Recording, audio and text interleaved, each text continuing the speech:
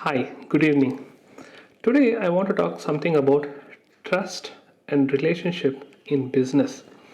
Now, why this topic? Again, I'll justify. Earlier in the evening, I went to a particular service station or a workshop, bike workshop, where I had given my bike for a few modifications, and I went there and on a more update thing, what I wanted to get done, it's not fully done, so I might have to revisit again. But I had got few things done, the lights changed and some guards done and all the stuff.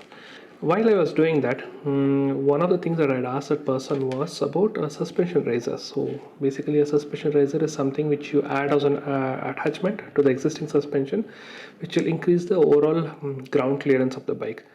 Now, I'd asked this person who runs this workshop about this, and he didn't have time for it. And he told that I might have to come back again sometime in the coming week so that he can remove the fork and measure it and all. At that point of time, I just suggested him something, like I just told him, if you make multiple copies of this, it will be definitely useful because a lot of people in our group would be interested. I just made that statement, and for some reason he got a little bit turned off. It was like, no, no, no, don't make that statement to me. If you are interested and if you want it for your bike, let me know. I'll do it. Even if it is difficult, I'll do it. Even if you want it for free of cost, I'll do it. I don't want to do it just because you will get me more business through your group and all those things. I told like, okay, fine, but I told him this is an issue with the bike, and a lot of people in our group are also complaining, and why not? So he started justifying things. He told like, see, his primary area of business is they modify bikes to make it suitable for touring and racing, legal racing, because they participate in races across India. So they modified bikes for these two purposes. So selling items, especially the ones which I'm telling now, the suspension risers and all, it's not a part of their business. Now, he told that over the last several years, he has come up with so many of such items which can serve as an add-on to the bike, which will improve the performance. Like it will improve the ground clearance of a particular bike, or it will improve the rideability of a particular bike, like handles or handlebar races and all those things.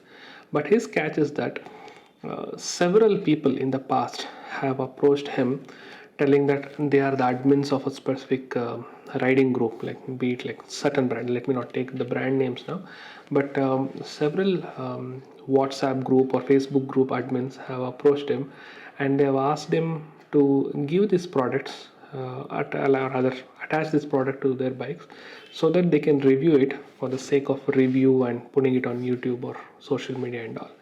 And in turn, they have promised him to get more customers. Okay, a very typical thing what most of them do.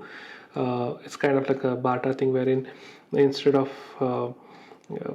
the the vendor himself going and asking for like a paid review or like advertising and all, this is like the influencers or admins coming and telling that they will do review in exchange of sending people.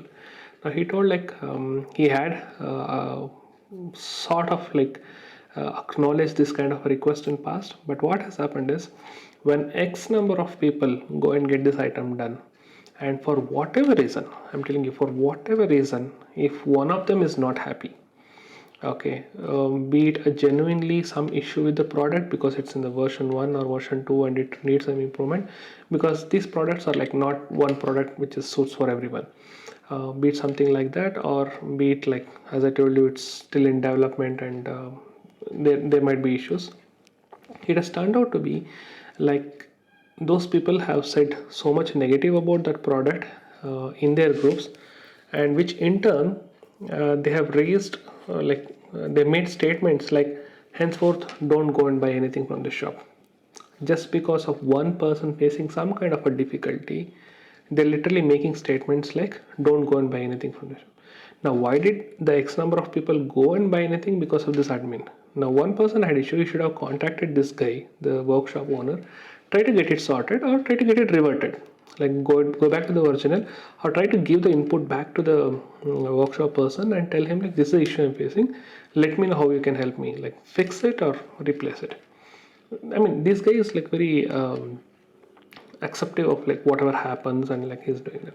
But in turn, people do like this, and there are certain people who take such products and make cheap replicas of these products and sell it, telling that this is same as what this particular workshop guy is selling.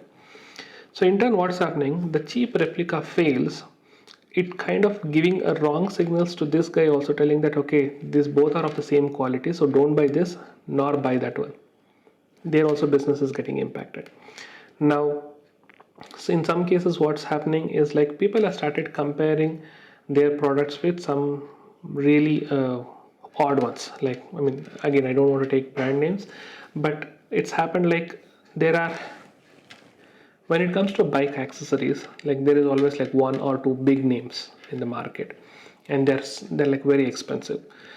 Quality is good or not is something secondary, but they're expensive and most people go for them.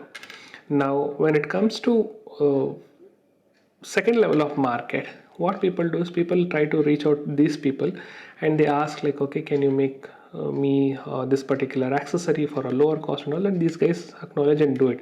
So it's not always that the branded companies, whatever 10 20 30,000 rupees for which they sell accessories, it's genuinely cost that much. It's because they want to show that market dominance and all those stuff, and premium bikes and stuff like that. That's why they do. Now these guys do it because they respect people who come to them. Okay, it's not that these guys are replicating what they are doing for a lower cost.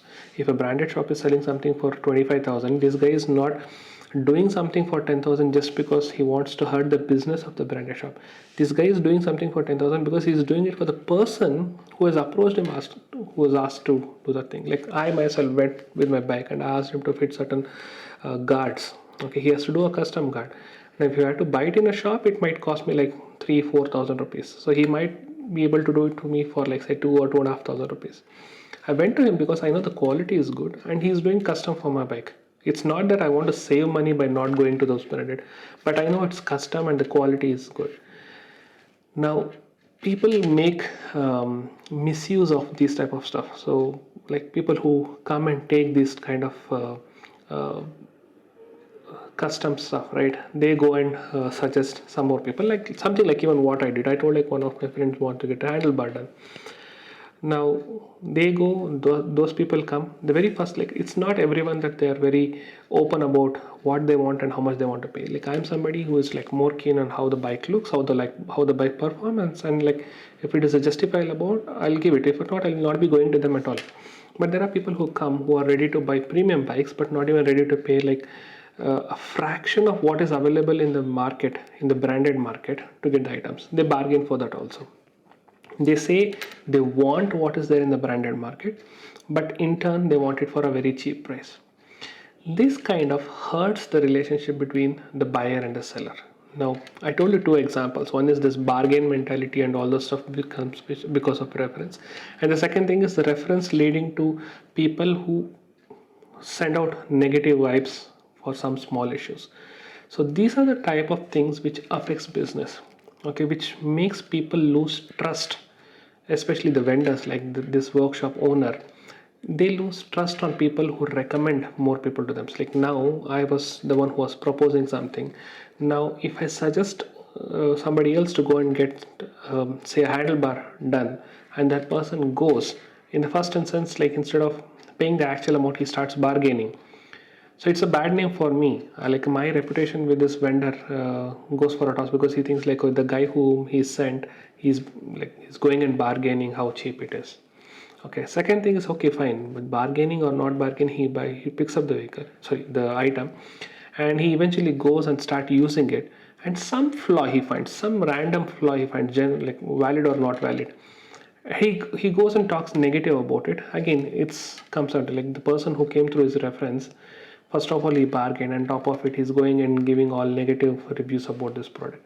So my relationship with this vendor goes for a toss. And it's not just me, this is the same thing which happens in most of the vendors who are not more into this product business, but they're more into service thing. They do this product, they do this custom product so that they can help customers. But I don't know how much I was able to convince, but I just kind of got too much entangled and lost in this whole conversation, why he was justifying that I don't want to do business by selling products. I want to do business by doing my service, which is building bikes and modifying the bikes for race or touring and all the stuff. A very good thought-provoking conversation that I had with this person, and I would really like the way people who are there in business think about all this perspective. Something for me to write it down in my notebook too, so that in future, when instead of service, when I start selling product, I need to keep all these things in my mind. Anyway, hope that was a good point that I brought up in today's video. Thank you so much for listening. I'll talk to you tomorrow. Take care and bye bye.